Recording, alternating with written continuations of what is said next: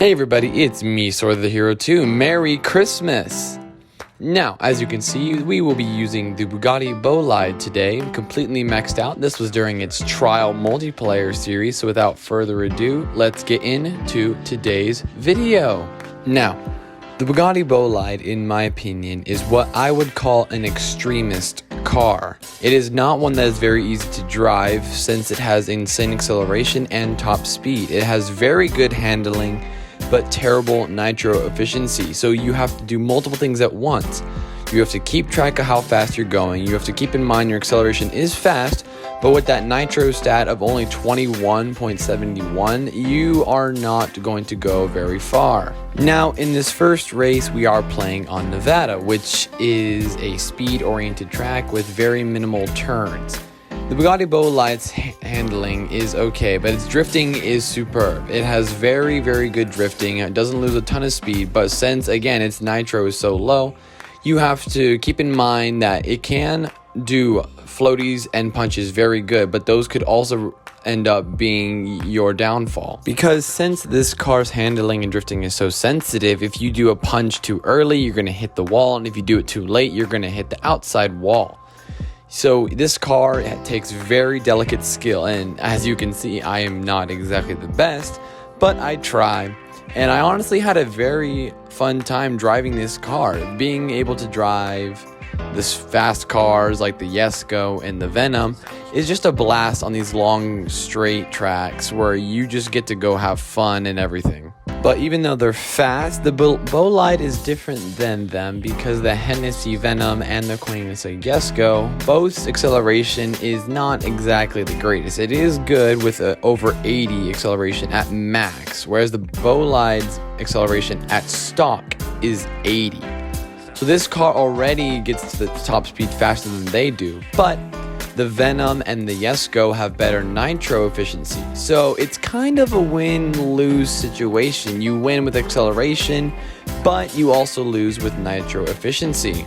All things considered though, the Bolide, in my opinion, is not better than the Venom. It can be on the Caribbean and other twisty tracks thanks to its fast acceleration, but on a long straight track, it has no shot to beat the Venom. But the Jesko, it could beat the Jesko if driven properly and has good nitro management skills, but the Tuatara, okay, I know this might offend some people, but in my opinion, the Tuatara is, it's one of those cars. It's very fast, has good acceleration, and better nitro efficiency than any of the other fast cars, but its drifting is I don't like its drifting. Sometimes it feels floaty, but most of the time it feels grippy, kind of like the Rimac Nevera. The Tuatara is just not one of my favorite fast cars. Now, don't get me wrong, I know some people absolutely love the Tuatara and that's the only fast car they have. That's great. I'm just saying, in my opinion, the Tuatara is not one of my favorite cars. And right here, I 360'd too early and was too close to the wall and bounced off of it. And at first I was panicking. I was like, oh no, there goes the race. But luckily we recovered and we pulled out this race in first. Now, for these last two races, I thought I hit the record button on my computer, but it turns out I didn't.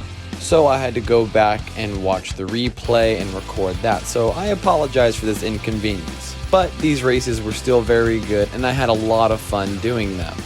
Now, I recently 5-starred my McLaren P1 and 3-starred my Peugeot Onyx. I don't know if I pronounced that right, but if I didn't, please fact check me and spam it in the comments. But I will make a video on the Peugeot Onyx soon because the Ultima series has it maxed out in multiplayer, so I got to use that and I had a lot of fun. A video about that coming soon. Also, if you're wondering why I haven't made a video about Super Smash Bros. Or Minecraft in a while, it's because I've been wanting to spend a lot of time on Asphalt 9, mainly because it's a game my computer can record easily. My computer is not exactly the biggest computer and it has trouble recording Minecraft without glitching, as you saw in my last Minecraft video.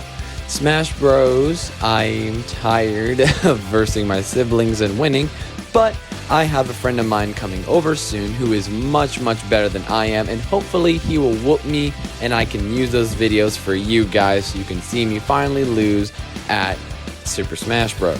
Now, on this last race, we are playing on Himalayas, which is the perfect place to demonstrate this car's total power. Since it is a car that can go 317 miles an hour with nitro, it is a beast of a car with a very, very high top speed. I believe the second or third highest in the game, right below the Yesco and the Venom. And it's above the Tuatara in all of its stats except nitro efficiency. Its nitro efficiency is now the worst in the game, even though it's maxed out. But that doesn't mean it's bad.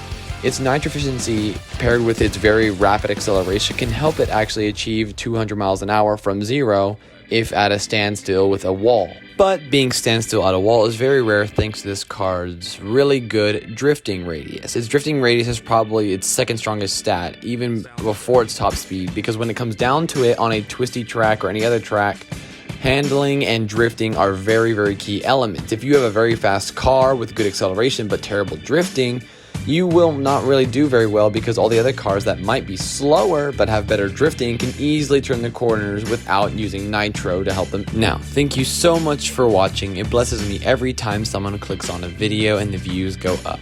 Have a Merry Christmas, a Happy New Year. May God bless you above all you could ask or think, and Jesus loves you. Merry Christmas.